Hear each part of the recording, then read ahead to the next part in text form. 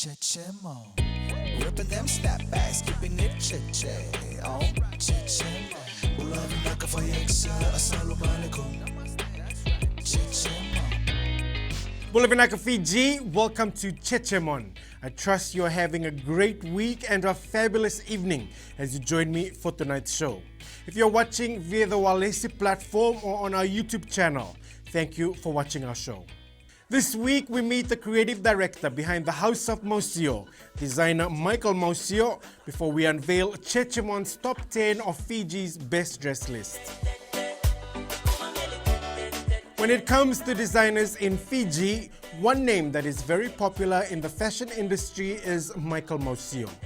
Famous for his specific prints, the creative brains behind his successful Haus of Mausio brand is expanding his business to online.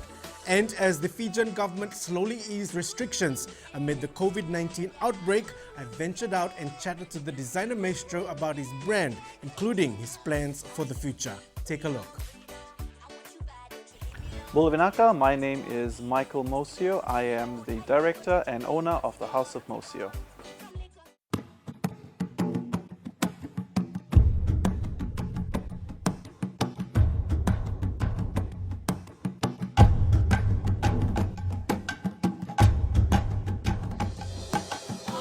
I'm a 29-year-old fashion designer of Rutuman and English descent. I am the eldest of 8 siblings. I've lived in Fiji for the past 20 or so years. I've moved around when I was young, around the Pacific, and I've been here ever since high school. I went to school in St. Thomas while I was studying in Fiji, and then later on I completed my high school at Morris Brothers in Flagstaff. My brand is the Haus of Mausio. Basically, it's a brand that's based on Pacific-inspired designs.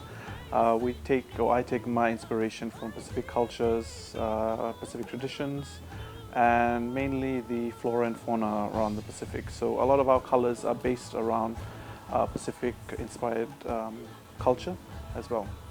The brand itself is based around doing customized pieces for our clients. So we do unique one-off pieces for each of our clients. Because we are so unique here in the Pacific, what we try to do is encompass that particular theme to each of our garments. So no two garments are the same. So basically the Haus of Mausio is actually trying to give each client a unique taste of our aesthetics and also give them a sense of uniqueness at the same time. Initially, I wasn't planning on becoming a fashion designer. It was something that I actually stumbled across. After uni, I actually took a part-time job at the Fiji Arts Council as a curator for one of the art gallery that was based at the Silver Central. There is when I had met other fashion designers, and mainly Rosie Semisi, who I had worked for during my younger years. So from when I started working with her, I realized that my passion in fashion started to grow from there. I initially was more involved in the art sector, paintings, drawings, and all these other things, but I didn't realize that you could actually use that and bring those pieces of art to life. So as I worked with her, I started to develop the skills and knowledge of the fashion industry, and I slowly started mastering my skills and honing in on my creative sense in trying to develop a brand for myself. So basically fashion was an accidental thing that I came across. As I had mentioned, when I was young, my grandparents and we traveled a lot because of my grandfather's work background. So when we lived in different islands, I had started to immerse myself in those different cultural aspects of these Pacific Islanders.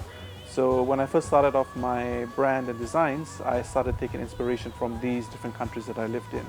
So I lived in Kiribati, Nauru and Samoa for some time. So I took pieces from these different Pacific Island cultures and tried to infuse them into a more modern look for the Pacific Islander. So depending on the collection, my inspiration comes from an array of sources. When I first started off in fashion, I first participated at the Agricultural Fashion Show, which was a one-off event that the Ministry of Agriculture had organized. It was more avant-garde, wearable art sort of show. So I've taken part in that, taken part in shows in PNG, Brisbane, but mainly my main focus each year is Fiji Fashion Week, which I've been part of since 2010, I think it's been. But I've skipped a few years, so I think next year would have been my 10th year in total of being part of Fiji Fashion Week. Apart from that, done small shows around the Pacific and as well as Australia and New Zealand. The best thing about what I do is I get to do what I love and it pays the bills. Not many people can say that, where they go to work every day loving what they do, and at the same time whatever they do love doing actually pays for the bill. So that's one of my biggest comebacks from being a fashion designer. And also seeing your artwork come to life on the runway or on people on the streets, it just gives you a sense of joy and fulfillment at the same time. I mean, walking down the streets, and for me personally, if I see somebody wearing one of my pieces that I had personally designed, no matter how crappy my day is, I'd feel so happy just seeing that. A few of the struggles that I face, in this industry is actually financial support from government and the big banks. They don't really see designers or artists as a viable source of income or secured source of income. So one of the biggest challenges that I had faced while starting up my brand is the financial aspect of it. Other struggles that I had faced is sourcing in proper materials, raw materials, paint, fabric. Fiji, we get a lot of the off-cut runs from the bigger nations, so it's hard to actually try and get your true vision out there when you're only given limited resources. Recently, we had decided to close our front shop boutique because we realized most of our clients were actually online or in the international market. So we are currently designing our website, which should be launched in a few weeks' time. So we are using that platform to reach out to the whole world and use that as a selling point for our products. I mean, if we have a storefront in Fiji, you probably only get a few hundreds or thousands in a week passing your shop, but having an online boutique, you're open to millions or billions of people around the world to sell your products to. So this gives us a higher chance of selling our products to the international market, and it's more viable financially. One of our main plans that we have in the pipeline right now is, apart from having the online boutique, is also trying to retail our products through other retailers. We're hoping to probably get into partnership with other Prouds or Jacks or Tapus in Fiji to use them as our contact point for a lot of people in the Pacific who want to feel the products and see it. That's one of the reasons why we were holding off on doing an online shop, is because the Pacific, we're still new to the whole online market. So we need an outlet in order for people to actually feel the products and see the products before they buy. Our next step is probably trying to tap into the international market in terms of trying to find a retailer in either Japan or China at this point.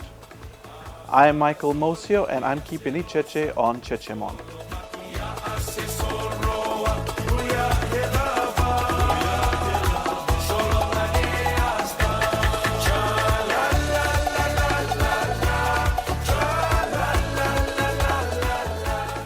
Haus of Mausio designer Michael Mausio chatting to me about his brand and their plans for the future. It is great to see this Fijian fashion brand move to online boutique with a greater reach of the international market. Great stuff.